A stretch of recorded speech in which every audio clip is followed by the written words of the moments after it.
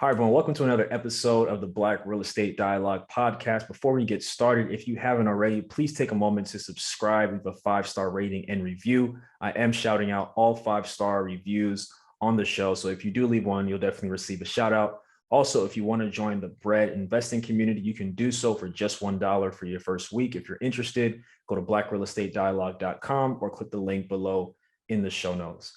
Very excited for this episode today. I have George Pitts with me, Mr. Monetize Everything out of Oklahoma. George, thank you so much for joining the show tonight. Man, thank you so much for having me, man. Appreciate it. Of course, of course. So first, I'd love if you could introduce yourself, let the people know who you are, where you're from, what you do, and everything. Yeah. So my name is George Pitts. I'm a certified business coach and online business strategist, real estate investor, serial entrepreneur. We own a couple of businesses, and father, husband. Those are the two titles that I probably admire the most. The other ones are just kind of vanity metrics. But yeah, man, from Oklahoma, born and raised, outside out of Oklahoma City. And man, just love all things wealth building, entrepreneurship, really passionate about those things. And yeah, man, just excited to be here tonight. Definitely. So take us back to growing up and what that was like. Did you see or hear anything about building wealth?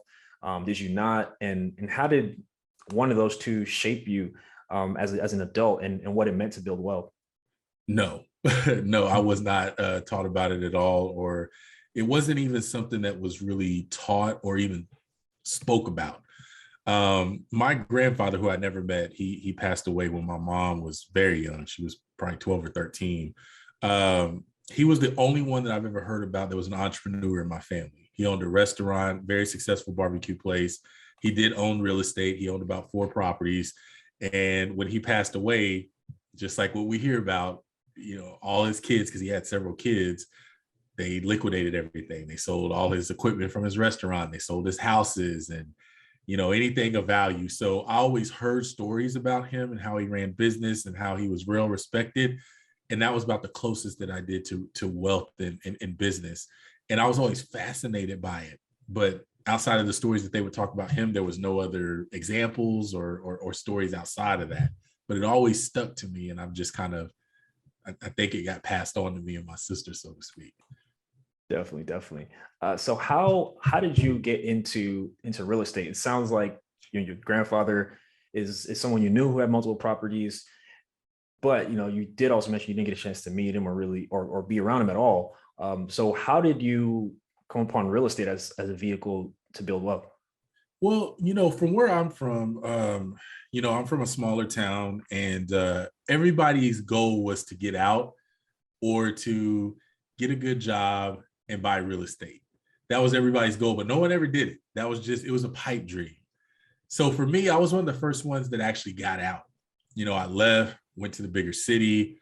A lot of people leave and they end up coming back. I never did. I did not even go home to visit. It was only 90 minutes away for almost 2 years because I just didn't want to, And so for me, what it was, I'll be honest, it was really my wife. And the reason I say that is because my mindset was still kind of poverty levelish, where I was just like, I want to get a rent-to-own house and we're going to get good jobs and we're just going to live life, saying nice 2-car garage, older home, we'll fix it up. That was my mindset. And my wife, she came from a more affluent family. Her parents were in the military. They always lived in nice homes. And she was like, we should get a new house. It's like, a new house? Like, no, we could never do anything like that. And when we started going to see these properties, it just kind of brought this bug in me, like that kind of like, man, I want to live like this. So we tried to get our first property several times. We made the money, but we didn't make the income. So we were paying people thousands of dollars over the course of 3 years to fix our credit, and no one ever did anything. We wasted about $7,000. So I took some time off and learned how to fix our credit through going to forums online, because it was before Facebook, groups and stuff were really popular. And I was able to fix our credit and we qualified for a mortgage. And so we built our home, we moved in, and I just remember in my mind, like, George, if you did this, you could do anything. And I literally became addicted to learning how to build wealth. And that's whenever everything I was reading about wealth was stocks or real estate. I was more afraid of stocks because I didn't understand it, didn't know it, can't see it, can't hold it. And so it was real estate for me. So I literally just been focused on it for so long. And, my barber was cutting my hair and found out that his wife was a realtor, and they owned 10 properties at the time. Wow. And he was just like, yeah, I'm going to retire one day. I don't want to. And he's my age, we 28, 29 at the time. And he's like, man, I really want to, we're going to get one more house and I'm going to leave. And he's still cutting my hair to this day. That was about 8 years ago. And they've got about 30 houses now. Wow. And just learning from them and just hearing his stories, that's what made me get into real estate. And we started working together, found a first investment property. It was a 2-1. And that was my first door. And literally when we moved in the first tenant, it was like, oh, wow, this is dope. And it was a 2-1 duplex, but they had a wall that they were removing, and we ended up buying it. We finished taking the wall out and made it a 3-2, but it started out as a 2-1. And man, it's just been on ever since. Wow, that's amazing. And that was me and my sister that did that deal. Yeah, that's amazing. That's amazing. So it sounds like you got inspired by the barber. And so tell us more about what it was like because you bought and built your primary residence. Right. What was it like on the other side, like buying an investment property, and what was that process like? I'm sure there's some similarities, but now it's like you're not necessarily going to live in it. It's an investment. Was that any different for you, the process? Yes, very. So the deal was that my sister called me. I'll tell you the story. I had just bought a 2013 Dodge Charger SRT. It was my dream car. I was doing eBay, making money, and she called. She's like, "Hey, these properties are for sale. This guy passed away, and his people didn't pay none of their taxes. They have all these houses up for auction." So I drove down there. We looked at one, we loved it, and we bid on it, and we won it. And you only had 72 hours to pay. You couldn't finance them. Which I didn't understand that part. So the house was $29,000. And so my car that I paid for was $23,000. So I ended up taking it back. I lost $1,500 because they made me pay a restock fee and all this other stuff, because they did have a 72 thing, no questions asked, but you had to pay $1,500. Took that. My sister bought the other side, and we bought this first property. And so when we got it, our whole mindset was just, we want to fix this up, make this the most beautiful house. And man, I'll tell you, that was a huge mistake for me because I didn't have any more cash. And so I ended up taking a loan of my 401k and depleted like most of my savings. We fixed this house up, took it over the top. And literally none of the other properties in that area had near the stuff that this one had. And it still rented for what all the other houses were going for. We thought we were going to rent it for $900, $950, $625. And so it took a long time to get that money back. But now that property is worth 3 times more than what we paid for it. Well, 2.5 times more. And it's done really well. But I learned a valuable lesson there. Number one, don't overdo a house if the houses in that neighborhood or comps don't match up. You know what I'm saying? A lot of people in that area, what I learned as I've gotten through real estate is that you need to get a property that matches or aligns with what's going on in that neighborhood. Some people, they just want to be in that neighborhood. Some people, they just want a nice place to live. And for me, I looked at it as, I want this place to be like as if I was living here. And I was never going to live there. So that was a valuable lesson that I learned, but it was a good lesson because it taught me how to kind of handle my other deals going forward. Definitely. I really like that you mentioned just your experience with that first property, because in some of the lessons you mentioned are things people really need to know. It doesn't make sense to a lot of, it's funny. I was having a conversation the other day with someone, and I was just telling them, like, don't think about where you're going to invest like you would live there. It doesn't matter if you would live there. Like if someone else would live there, someone else would pay rent, that's all you need. Like you don't need to think of it as, would I live there? Would I feel comfortable there? Somebody else will.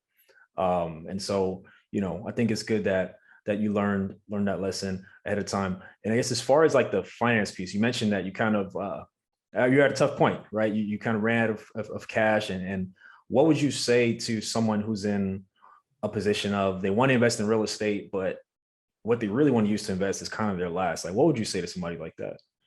Well, my biggest thing that I would tell anyone is understand your numbers. Understand what you're buying the property for. Understand what your goals are. It was a long-term goal, but I was going at it like it was a short-term flip. I never had any intentions on flipping the property. I've never flipped a property, right? It was to rent. And when you're renting, that money takes a long time to come up. So you need to be figuring out, okay, I know it sounds bad, but you need to find out, okay, where can I bring the most value to this property in the most cost-effective way? And the best way is to understand what are the comps like in the area? What are these other houses looking like? Different things like that. And then make sure that yours just aligns with it, but it doesn't need to be too much over the top. So understand your numbers, understand like, okay, this is how long it's going to take me to get this money back. Do I need this money? Like I needed that money. I'm a newlywed. This is savings, this is 401k. I'm taking all the money I've got and I'm putting it in this property to get $625 a month. You hear me? Yeah. And so $625 a month, when you put in almost 70 grand with rehab, with cost and the house, the property, all that other stuff, that's not a good deal. You know what I'm saying? From just a long term, the deal made itself better. But short term, it was like, okay, you're only going to get $625 back a month, and you got to give 25% to your sister, who's your partner. So I just think understanding your numbers, understanding your comps, and really having a plan going into it. At the time, I was just excited because I was getting into it. It wasn't about, hey, I'm just getting into real estate. I'm going to be the best. That was what my thing was. But I think it's important for people to take a step back. There's always going to be real estate, always. Just make sure you're getting the right deal and make sure you're doing the right thing that's going to work for you. Definitely love it. And that was in the Oklahoma City area? No, this was in my hometown, which was Enid. It was a smaller town outside of here. Oh, cool. Yeah. Nice. Yeah. Awesome, man. And what was it like as a first-time landlord? You wanted to put everybody in it that had a story. You wanted to give it to everyone, but you could only give it to one person. But it was exciting. I was very blessed because we had a good tenant. I wouldn't say I was nervous. It was just one of those things that when you're dealing with a property and you're renting it, you meet these people, because we did everything. We didn't hire a property manager. We did the application. We met with the people, called them, and everybody sounded great.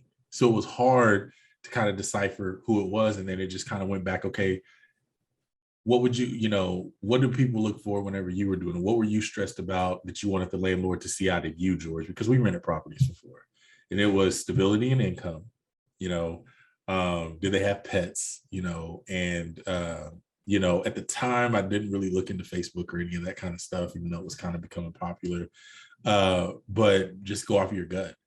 And that's what we did. And it ended up working out, thank goodness. But just understanding really the value of following up with their references, following up with, previous landlords, and most importantly, the stability of their income. Are they jumping all over the place? Are they here a year? Have they been there for a while? And can they cover the rent? That was really what we looked for. Definitely makes sense. How long ago was that first investment? What is this? This is 2021. So this was 2014, because the car was a year old. So it was 2014. Yeah. So it was roughly 7 years ago. Yeah. 7 years ago. Yeah. I got to ask, one thing that I want to make sure we mention, you gave the car back in order to buy the property. Talk about that. What was that like for you at the time? Where you're like, man, I got to give this thing away. Or you're like, got to do what I got to do. Take us back to that moment and what you were thinking. So the car was less than 24 hours old. I got it at 7:00 on a Wednesday night. Like I was there all day. You know how it is, Barney. Yeah. It was about 7:00. Just got home, and I was excited to go because you get a car, you go back to your hometown, you show it to people. So I was excited when she called me because it gave me an excuse to go. And I went. And so when we found out we got the deal and I found out we had the money if I could get my car back, and I made the call, they said, yeah, but they were trying to talk you out of their salespeople. No, I want it back. Well, it's going to cost you this. You got to pay that doc fee. We got to restock it. It's going to cost you $1,495, which is basically $1,500. So I lost $1,500 on that deal. I couldn't get back in town fast enough to sell it, to give it back, because I knew once I had that cash, we're going to get this property. Everything's going to be good. And I'm going to be in real estate. So for me, it was exciting. Like there was never a moment where I was like, I gotta take my car back. Do I really want to? Never had that. It was how fast can I get there? I'm really about to see how good fast this thing goes on the highway. And I got that thing back in about an hour and 15 minutes on an hour and 45-minute drive, and got my check. They tried to give me the runaround, and we ended up going the next day, paid it, and got the keys. Definitely. Hey, there's a lesson in there. There's a lesson in there. I think y'all can get it. But that's awesome, man.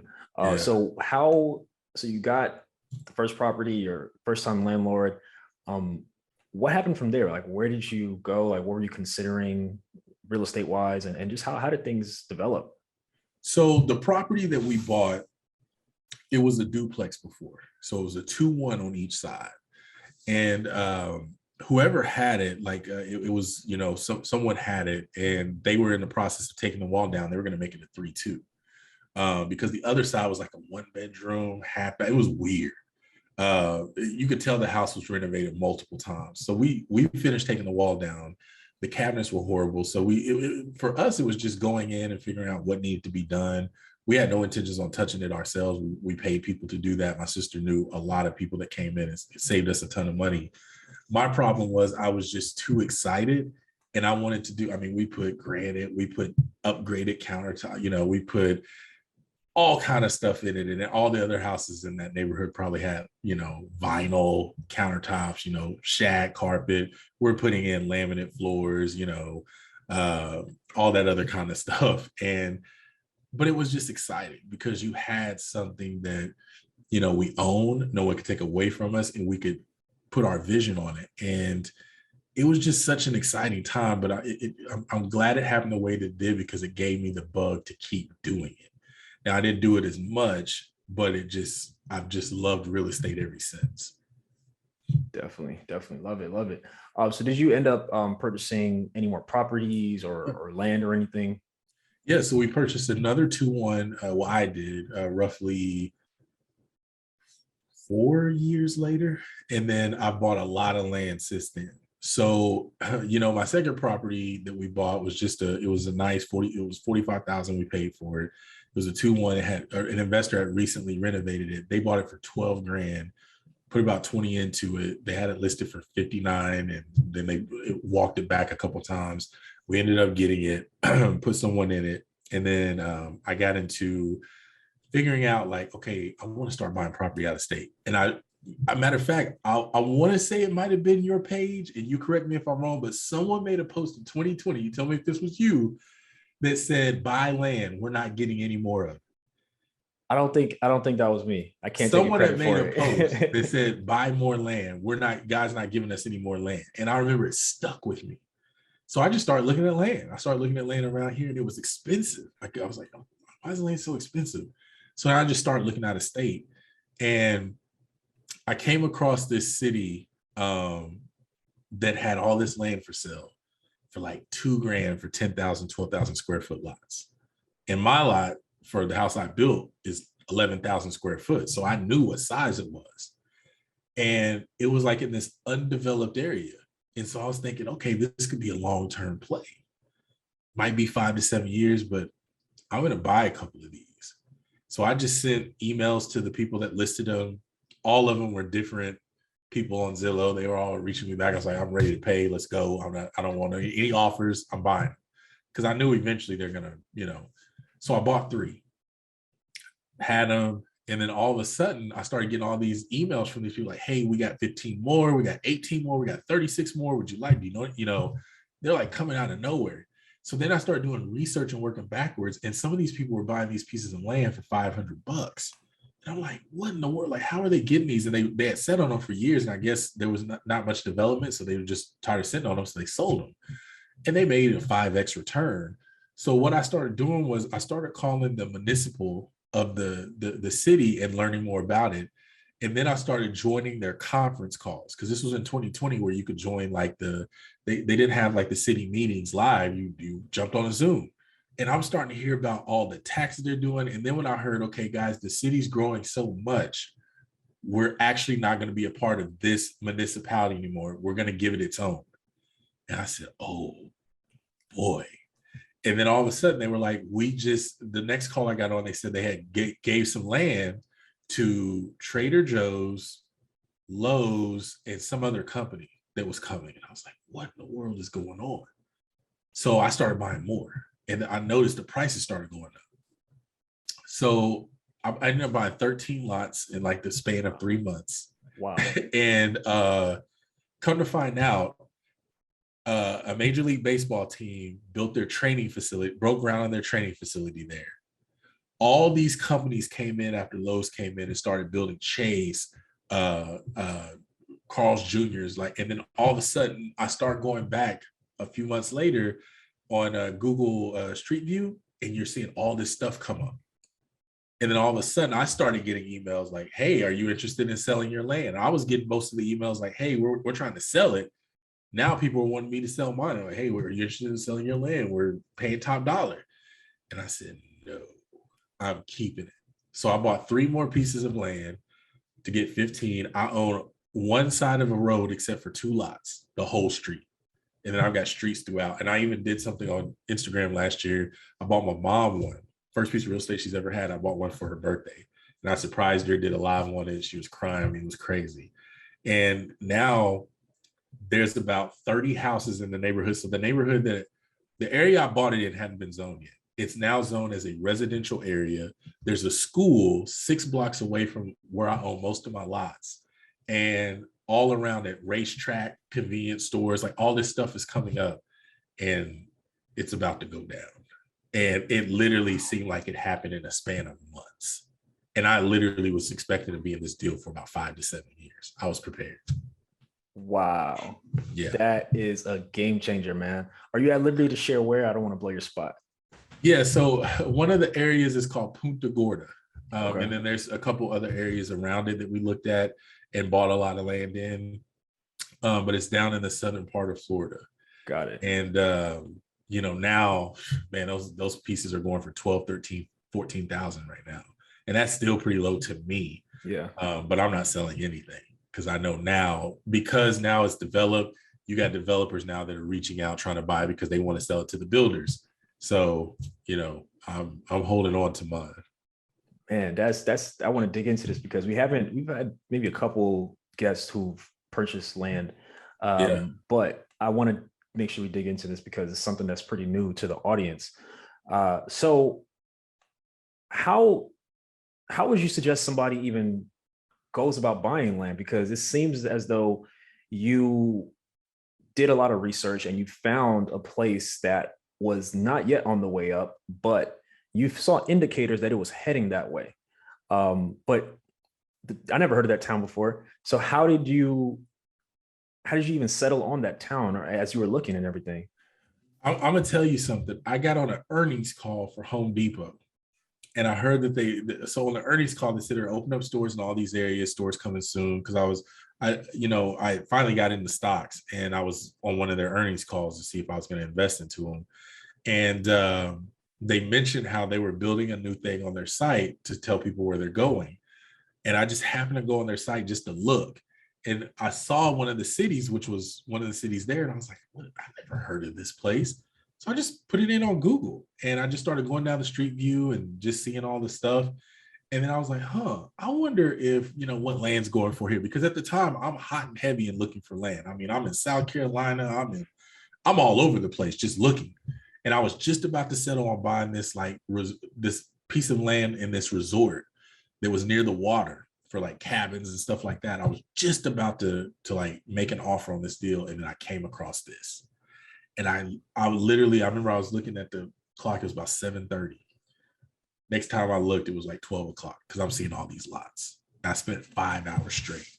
And so that's how I found it. And then I just went on Zillow and typed in the city, searched for land, and what do you know? It all came up.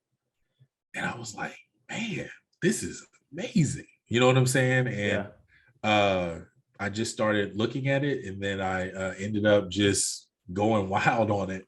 And that's kind of how I came across it. Was really by accident. I was just on an earnings call and wanted to go see where they were opening up stores. I don't know why. I think I wanted to see how many they were opening. because of growth, and I'm projecting all these things that could happen to affect the stock price. And then looking at it, I was like, let me see what this town is about, because I never heard of it. And game changer. And then I found another city in another state, did the same thing, and I just started getting crazy with it. So I've just been buying land ever since. I haven't bought any houses since then. It's been nothing but land. Man, but I mean, I think the power in that is the long-term play, Right. because they're giving you whatever they're offering you right now. But if you think about the city continuing to develop, and eventually they're going to have less land. So as a result, what the lots you have will probably be worth even more. And who knows what they're going to plan to build. So are you planning to hold it for a certain amount of time, or are you just kind of waiting to see what else develops before you potentially sell, or maybe even develop something yourself? So for me right now, I'm just looking to see kind of where things go, because it's building up really fast there. It's becoming a resort city all across that area, like within like hundreds of miles, like 100 miles each way. So I'm just kind of waiting right now. Anything that's near the water in that area, retirees and stuff, they're all about Florida, and they're moving farther south. So when they get into Florida, so right now I'm just waiting. Right now, with all the development that's happening, the more houses and the more stuff that goes up, the more the land prices are going to go up. Because just like anywhere you go, when you got developers and companies and all this stuff that wants to come in, there's not a lot of land to build on it, the value goes up, right? So, again, I bought it so low, and I literally have no reason to sell it. I don't need the money. The taxes on it are stupid cheap. There's no upkeep. So there's no reason for me to sell it right now. So right now I'm just gonna really wait to see what I want to do. I've actually thought about potentially just building on the land myself and putting some properties out there and just, doing something like that. So I'm looking at a lot of different options right now. But I'm not just gonna up and sell unless I can just get like a ridiculous offer. Yeah, man. I was just about to ask you about the upkeep. So you don't even have to maintain any of these lots? No, that's the thing, because a lot of them are just streets. They got power to the streets. They just paved the roads. Now there's houses being built around them, but a lot of the lands is still just raw land. So there's no like city ordinances or anything. Plus, this is a whole new municipality. They're trying to change over their mayor, their laws, where you pay your courts, because you used to have to go to this one county and it was all a part of it. Now it's its own county. So there's so much that's going on that could be years before that comes in. If they start putting things in to where, hey, you gotta, because there's like tall trees, brush, it's land. When they start talking about that, and it looks like it's going to be more worthwhile than what I want to put into it, then I'll be really open to selling. But right now, I'm just going to chill out. And I call all the time asking, hey, anything going on with it? No, not right now. There's no ordinance over in that area. What's your zip code? I'll give it to them. No, there's no ordinances there. It's still considered, I forgot the word that they use for it, but basically where it's, yes, there is development there. Yes, there are people that live there, but because over 70% of the land that's there is like mine, there's no ordinance there for it, because it's only 30% occupancy for the residential side right now. Right. Are you looking for a community of like-minded individuals and access to experts in real estate? Yeah. Are you interested in real estate but need more support and guidance? You know who it is? The Black Real Estate Dialogue presents the Real Estate Investing Community. No matter how much or how little real estate experience you have, we've created a community for you because your perspective is important. All right, tell me, where's the number one place where you can do Q&A with experienced guest speakers 2 times per month? How about unlimited access to past guest speakers' recordings? What about a private Slack channel to engage in daily discussion with everybody in the community to share resources and support each other? Head on over to blackrealestatedialogue.com. That's blackrealestatedialogue.com. It's the real estate investing community presented by the Black Real Estate Dialogue. Come join us today. Man, I think that's just huge, because it's not very often that people in our community have an opportunity like that to get in ahead. Because if you think about all these big cities and, they started at that point. And the people who owned the land or who developed the land, they were able to build the wealth from the very beginning. And so I think it's just an amazing thing that you have the opportunity to witness this city grow and develop, and to be able to take part in the upside over time. So that's an incredible opportunity, man. Yeah, man. I'm still like in awe how it all happened. And like I said, I bought land now in other areas too. And I just kind of developed my own strategy of how I find it, how I look for it, how I vet it. And it's literally just been like clockwork. And I actually had to calm down on buying it because it was just all over the place. So I'm getting more organized, getting them into, some their own kind of entities and things like that. So I'm cleaning up a lot of it. Once all that's clean, all my legal stuff and everything is where I need it to be, then I'm going to get back on it. My goal next year is to buy about 100 lots. Wow. Yeah. Incredible, man. Are you hoping to expand more in that area in Florida or different areas? No, right now, Florida is like kind of really gotten to a part to where, the land is at a price now to where I can pretty much buy it like that here. So I'm in other areas now. I mean, I'm in Colorado, I'm in Texas, Arizona, Wyoming, where I'm buying land that's, untapped. It's tapped. I mean, the secret's out. And I mean, those lots are going for 6-7 times what they were going for when I bought them, and everybody's trying to buy them. It's like bidding wars right now. Yeah. So I'm not even in that state anymore. I'm like I said, right now I'm pretty heavy in Colorado and Wyoming and some parts of Texas. Got it. That's amazing, man. About how many lots do you think you own right now? I mean, I lost track. 28. 28. Yeah. Man, that's huge. 28. 13, and I got 13, I believe, in Florida, and I've got the rest of them are spread out between Wyoming, Texas, and Colorado, and might be 2 more. I'll find out this week. So you said you're calming down, but you're still on it. It seems it's hard, man, when you get these offers and these deals, and it's just like, okay, this is the last one. You know what I'm saying? But yeah, I'm even if I don't get these, I gotta lock it down for a little bit. Definitely. You got a land shark here. That's amazing, man.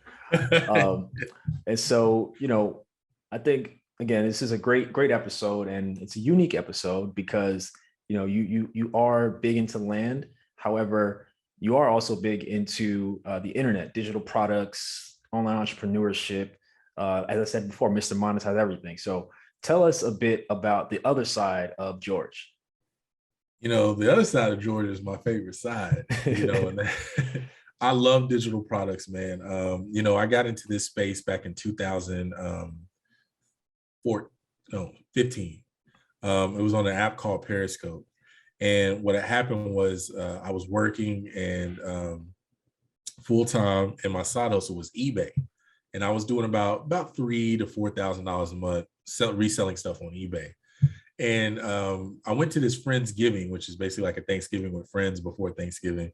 And we were frying a turkey, and one of my friends was like, "Hey, take my phone and just hold it up while I'm frying this turkey as I'm loading it." I was like, "Okay." And I thought I was recording it. And I'm seeing like all these hearts go up, all these people like, "Hey, from South Africa, hey, from Canada, hey, from Hawaii." And I was like, "What are we doing?"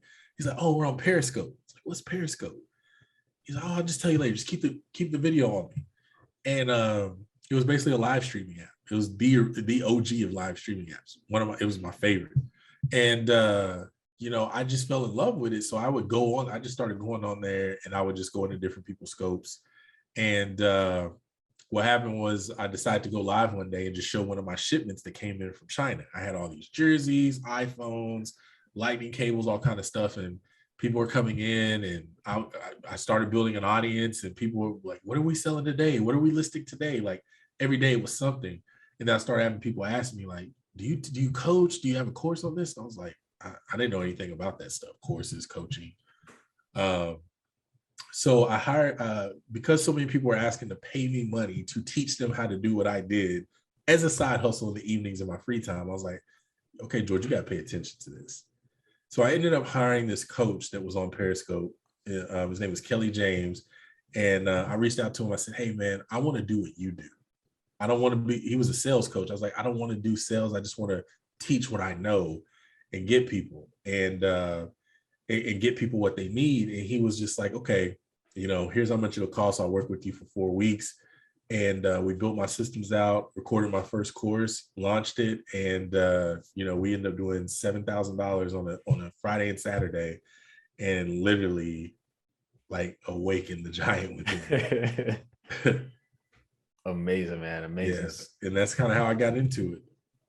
Got you. So talk to us more about what it's like now. You know, as I mentioned, you know, I follow you, follow your content and everything. But for those who maybe this is the first time hearing about, you know, the services that you provide through digital products, could you tell us more about what it's looking like these days? Yeah, man. So it's funny when people started to really like catch on to like the online space. You had a lot of coaches that were coming out. So for me, I just focused on what I knew. I did a course on eBay. I ended up doing a course teaching people how to fix their own credit, because I actually did it. I talked about that when we bought our first house.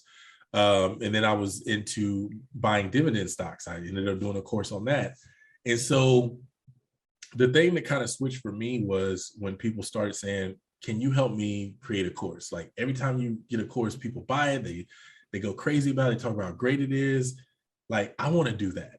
And I didn't teach it at the time. I just taught what I knew. So I ended up hiring another coach that taught me about it. And I've now become like this strategist for people over the last few years, and basically helping people take what they know and turn that into a digital course. The thing about it is that everyone has something that they can teach, and it's not a saturated market. I actually have a free training I'm coming out with soon, and I'm just going to give you a preview. One of the slides on it, I talk about how there's only 2 of the big 4 course hosting platforms: Thinkific, Gumroad, Teachable, and Kajabi. There are 253,000 course creators. So those are the biggest 4. And a lot of people think it's a saturated market. Instagram has over 1 billion users, and you're talking about there's only 255,000 course creators. So it's really showing people that, look, you have something that people want to learn. Yes, there are other people that teach it, but they don't teach it like you. They don't have the same strategy as you. And most importantly, they're not you. Some people don't buy from people because they don't like them. They don't like the way that they teach. They don't like their lifestyle. They don't like how they're all up in the camera, look at my jewelry, look at my car. Some people just don't like that stuff. So even though they follow some of these people, they're still waiting on someone to show up that's in that space that literally aligns with their values or what they like or whatever it is. And a lot of people are still waiting. So I tell people all the time, it's wide open. Whether you want to teach how you got into your career, if you're an IT professional, teach people how to get in the IT field. It's one of the only fields you can make 6 figures and not have a degree. Real estate. You and me both know there's so many different ways to get into real estate. There's wholesaling, there's rentals, there's flips, there's, you name it. There's so many different ways to get into it. And so you can't be intimidated by the fact this person has 50,000 followers and they teach real estate. This person has 100,000 followers. It doesn't matter. If you have a way that works for you, there's a method that you probably do to get deals and to close deals and all this other stuff that all these other people don't talk about, or they make it more complicated than the way you do. My claim to fame was how I simplify things. I make it very simple for people to understand. And they could put their teenager in one of my classes and they'll be able to get it. And that's what separates me from all the other people that teach on build a business, build a digital course, because some people, the way they teach it is more complicated. And so it's really just getting people to understand the space is still untapped. Mm-hmm. There's still an audience for you. And literally the only saturated market are the people who are standing on the sidelines, not the one that's in the game. Definitely. Love that. Yeah. I'm gonna get a little controversial. So there's something you mentioned, people may not buy from certain people because they don't like how they're flaunting their lifestyle, or they just don't vibe with them. What are your thoughts on lifestyle marketing? It works. It works for people. I think the only thing I don't like about lifestyle marketing is when people use it and it's not real. I don't like the idea of, if you got a job, you're a loser. I think that's the dumbest thing, right? Especially if the majority of your money comes from courses. I don't like whenever people make it all about, like, you know, if you're going to teach me a strategy, why do I need to see the Bentley behind you? Or why do I need to see the Lambo doors up? You can teach me that in the office. You know what I'm saying? Like, there's certain things about it that I think is misleading. And I think it can be a little, what's the word I'm looking for? Manipulation, right? I don't have a problem with lifestyle marketing. I think it's very important for people to really understand the idea behind it and understand that it's the value that you bring, not what you're showing, right? So that's my take on it. As you know, I'm not a real flashy guy. I mean, I've got nice vehicles, I got a nice home, I've got stuff, you know, I'm good, but that's not what I'm trying to sell. And it probably cost me a lot of sales, and I do really well online, but that's just not the way I want to go. You know what I'm saying? I want people to want to do it because the information's there. They really want to do it. I don't want them to do it because of the 550 that I drive or whatever. You know what I'm saying? Yeah, makes sense. How did you come up with Monetize Everything? It's funny. You know, on Periscope, I would just, you know, I taught mostly on personal finance and wealth building, right? So I really wasn't teaching on entrepreneurship as much. And I would always have a tagline: if you're committed to taking care of your money will be committed to taking care of you. Until next time, learn more and earn more and monetize everything. And so people, when they would see me, hey, there's Monetize Everything. And then so when this app, I don't know if you use an app called Clubhouse. I've been on it a couple times. So when I would go into rooms, people would say, oh, Mr. Monetize Everything is here. And I was like, what? And it just stuck with me. So when people would introduce me, okay, we got George Pitts on the stage, I call him Mr. Monetize, and then it just stuck. And so that's kind of where it came from. I used to it was part of my tagline saying monetize everything. And then people started calling me Mr. Monetize Everything. Got it. Can you give a rundown of just the products and services that you offer? Yeah. So I offer, you know, products, again, ranging from most of my products now are ranging from the entrepreneurship and wealth building side. So I have my flagship course, which is my signature training, called Course to Profits. And what that does is it teaches people how to take their knowledge and turn that into a course. Some people may not want to work with me one-on-one. I only take 7 clients at a time. So I can't work with everyone one-on-one. So I created a training that kind of still allow people to allow people to learn what it is that they want to work with me for, and just break it down step by step for them to do it, worksheets and guides, and really taking them through the whole process, just like I do a one-on-one client. And that's done really well. And we're about to actually offer that in a hybrid model where people can enroll, and then we work with them in a group setting over a 4 or 6 week period. We're still working logistics out on that, but it'll be 2022. And then, of course, we have a couple other trainings out there. We have a training that teaches people how to file for their own business formations, how to get their own EINs, establish business credit in the right way, not going out and telling you to manipulate the system, get these huge trade lines, and then put yourself in too much debt, you know. So we have a training that takes people through that process, and it shows them how to do it themselves, but do it responsibly. Because we're seeing a lot of people now having people put, hey, on your annual income, put what you make in your job for your business. Get you an LLC, and then when it asks for your annual income, put your income from your job, and you'll get a line of credit based on your salary, and then use that line of credit to build your business. I'm like, you can't. It asks specifically, what is your annual revenue from your business? And I don't like that. You know what I'm saying? Because that's not right. So a lot of my trainings, man, are out there to really teach people how to fish instead of fishing for them. Like, you know, pay me $3,000 and we'll fix your credit. No, you know, here's how you do it. Just follow this. Here's how you write your letters. Here's how you do this. Because I'm actually a certified credit consultant now, but I don't fix credit, and I don't want to fix credit. Yeah, I'd rather teach people and let them do it. So those are our digital product offerings. My service-based offerings is I do offer one-on-one coaching where I'll work with existing business owners. So someone that's maybe a coach, a content creator, someone that's already doing the work in the space that wants to turn their content they put out, their coaching program or whatever it is, into a digital course, or to make a master course. Maybe they came out with a lot of smaller courses. They want to do a big one with group coaching, but they don't know how to do it. I work with people who already have that kind of a business already, because it just makes it easier for both of us to get a lot of stuff done. And they kind of already know what to do. It's just really putting them in the right position to put it all together. And that's a service that I offer. We have that anywhere from, we might work with someone for 4 weeks, 6 weeks, or 8 weeks. So that's what we do. And really just getting people comfortable with the online space. You could build a brand and do so much. I mean, you know that you built this very successful podcast, a nice following on social media. It just starts with showing up. Mm-hmm. You know, you're doing it right now. You know, and I just want to get more people, especially that look like us, into this market, because this is our way to the other side. Absolutely. And then one more question. What would you say to someone who wants to buy land? They heard this podcast perhaps, and they're like, that sounds kind of cool. I want to do that. Where would you tell them to begin in just learning how to do more?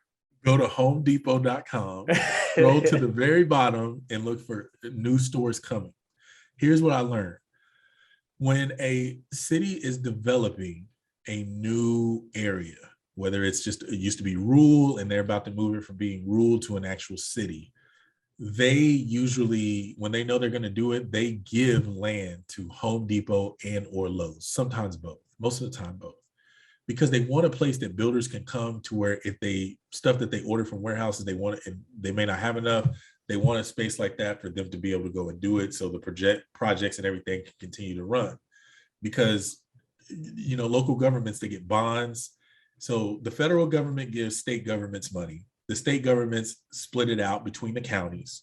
I'm giving y'all, I learned so much about this. And so the counties have so much time to use that money in a physical year before, just like with the federal government, if you don't use it, you lose it. So what they do now is they give the land to Lowe's, Home Depot, and so many other areas, and say, hey, come in, we'll give you the land, and all of your state taxes, if they have state taxes, they might get 5 years in those state tax, or 10 years or something like that to come, to entice them to come. So I look on their site first and I see where they're coming, and I go and look in that area, use realtor.com or whatever, look in that area and just search for land and just see what the land is going for there. And what I normally do is, let's say you look at a city, like for instance, in California, I only know the city because my cousin went to the school. There's a city called Victorville, and it's a small college there, right? Smaller town. So I might look at land there. Let's say I'm seeing land there for $5,000 per 10,000 square foot.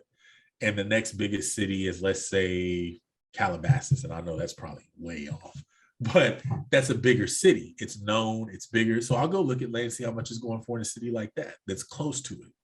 And let's say in Calabasas, land's going for 50, 60 grand, same size square foot as the one that's going for $5,000 over here.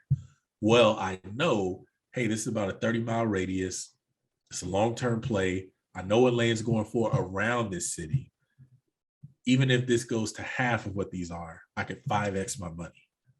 And that's when I just move in and buy it. But make sure you call the municipalities, find out, are there any ordinance there? One of the ordinances I found out in an area that I was investing in is, don't buy an area. If you buy land in what they call a scrub J zone, which is like these birds that, are, rare, you have to bring someone in that has to survey the whole entire land. You got to pay them. And then if they find that there's nests for these birds, you got to pay to have them move to a safe location in order to do that. And you got to get insurance for it. So make sure there's no ordinance for some of the land. Like, hey, this land is, if you buy it in this zone is considered a flood zone. So you might have to have a flood insurance, or it'll be harder to sell it to a developer because they know properties on that area is going to be expensive, because you got to carry a flood insurance policy.